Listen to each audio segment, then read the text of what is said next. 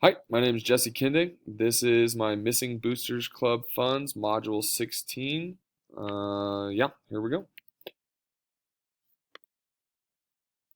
The summary is Mr. Stevens is a middle school principal, Georgetown Middle School. He does not have an assistant principal, so he looks to his parents to help run the events and the activities. There are three activities that the students can choose from, which is volleyball, basketball, and track. There is also cheerleading tryouts every year in the spring. One of the cheerleaders has made the all-state tryouts. These tryouts are held out of state, so it's a little bit of a price issue. Mrs. Brown, which is the student's mother, is a well-known volunteer in the school and has asked Mr. Stevens to use activity funds to help Lucy with traveling costs and her tryouts. Mr. Stevens has declined her request, and shortly after his declining her request, Mrs. Brown was working an event, and $50 went missing at the gate in which the event she was working. Okay. So we're going to dive right in. Category one in our scenario is what do you know and what do you need to know and what is the problem? Okay. So category one, what do I know? Working and non-working parents volunteer to support help school activities. Again, can't do it by himself, so he needs help. 4 volunteers were working that night. 2 were working the concessions while 2 were working the gate. Mrs. Alice was working the gate. She had previously asked for funds and to help her daughter in her competition, and Mr. Stevens had denied that request. So those are some pretty important facts going into it. Some things I want to know. Who else was handling money during that not during that event? Was she the only one handling it? Was she even handling it? Was it others? Who handled the money? What is the school procedure for handling and collecting money at these events? Or even is there a procedure? Or is it kind of like, hey, I got it tonight. What's the deal? And have funds ever been missing previously to this event while the staff has worked that gate? So has this happened in the past? Also, one thing I want to add in there, thinking about this, is were there any cameras in that area in which they were working that event? Something that we could use as evidence. Overall, the problem is Mr. Stevens is simply missing $50 from the cash fund for that event. Category two, plan of action. So, plan of action is the first thing I would do if I was Mr. Stevens is I would check to see who was working that event, exact names and who was on the list for working that event, and then maybe who had volunteered, maybe kind of came in, if any. Check past history of all the people working that event. Second thing I would do is interview each of those people individually to make sure that they didn't feel like I was pointing fingers or there was an opportunity to point fingers or something was wrong. I wouldn't even mention to them at first if anything was wrong. Just ask them kind of how they felt the night went, da da da da. And then maybe at the end, if I didn't hear anything, I'd say, hey, did you know we're missing $50? If the stories match, then I need to probably just make a new rule and a new procedure for handling money because there's not much I can do from there. If the stories don't match, I need to call in the police and let them handle it because at the end of the day, I still need to be with these parents are still going to be in the district. I'm still going to need to work with these parents and especially work with these students, and I need to keep that relationship strong. If nothing is found through the interviews, that money is essentially lost. Putting new rules and procedures in place to prevent parents from handling money would be the best that I could do. Prevention is it. There's not much I can do if I don't have any cold, hard evidence. So the next step would be just to make sure this probably doesn't happen again. Resolving the issue. Okay, so I have a plan of action. Now, if I found what I needed to do, here would be my action. I do not like the process Mr. Stevens uses for sporting events. I just think parents handling money, it allows too much room for error. Here's how I would do it. I got a lot written down here, but essentially, here's how I would do it.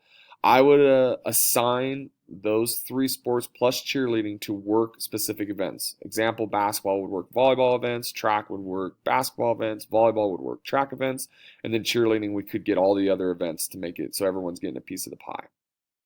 Uh, what that does is it allows district employees to be there, coaches, and most coaches, as we all know, are found within the district. They're hired within the district, so those are district employees. Those employees would then handle the money.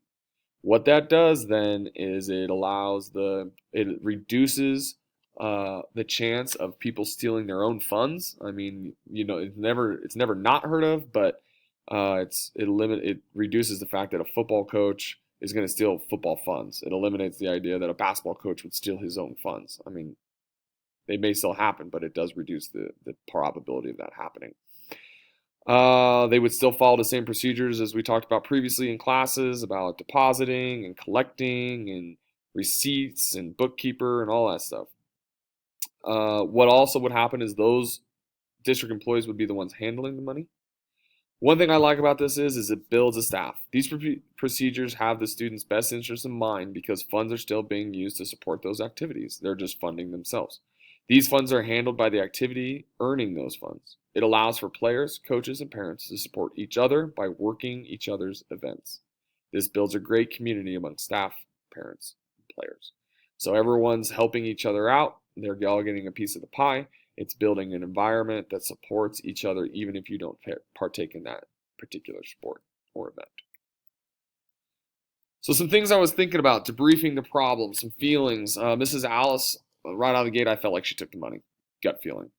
Uh, Second thing, I can't prove anything without hard evidence. So even if I do feel like that, that doesn't mean anything. I got to prove it.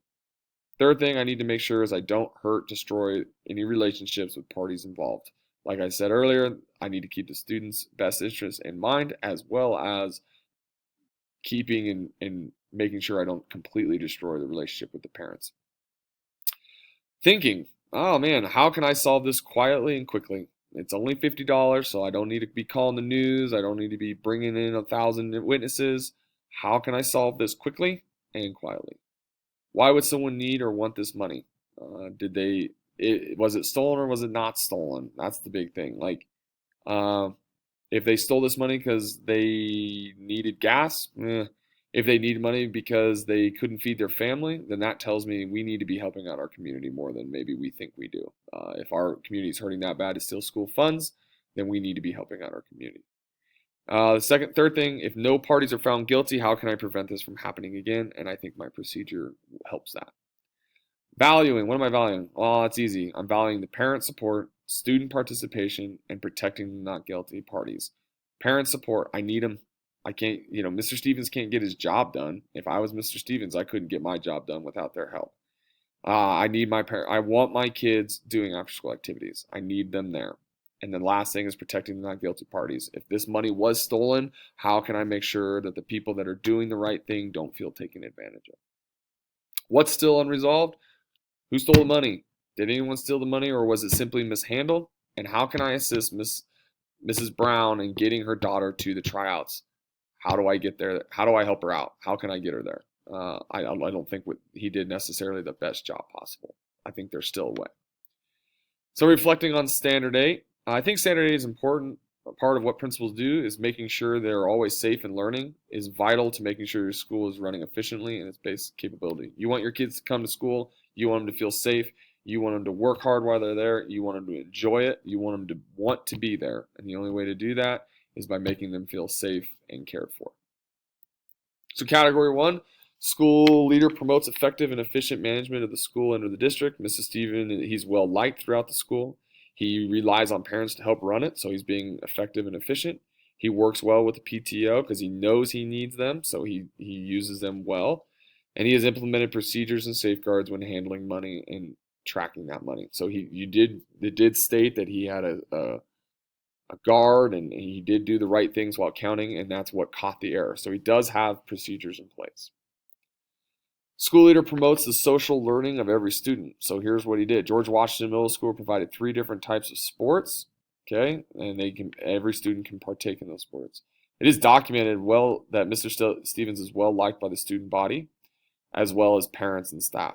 He works with the PTO to make sure these activities are funded so that they can keep going on in the future and they can be successful. He wants George Washington to have after school activities and not only have them, but be successful in them. And to do that, he works side by side with the PTO. The third one is the school leader promotes student academic learning. George Washington Middle School, it was stated that it has a reading buddies program that involves the community, parents coming in and helping out during the day. PTA and volunteers help with both during school and after school events. So again, he's really involved in that community, and any principal, you talk to any principal, they're saying that's huge. Get the community involved. And he's a leader, works well with staff, parents, and students. It's documented throughout here that he is well liked for what he does, and I think that's a good thing. And that promotes student academic learning. You're going to want to learn and work for someone you enjoy. Okay, so that's it. Standards address is my professional standards of education and leadership is 8D. Maintain a presence in the community to understand its strengths and needs, develop productive relationships, and engage its resources for the school. The ISTE standards for administration is 1A. Inspire and facilitate among all stakeholders a shared vision of purposeful change that maximizes the use of digital age resources to meet and exceed learning goals, support effective instructional practices, and maximize performance of district and school leaders.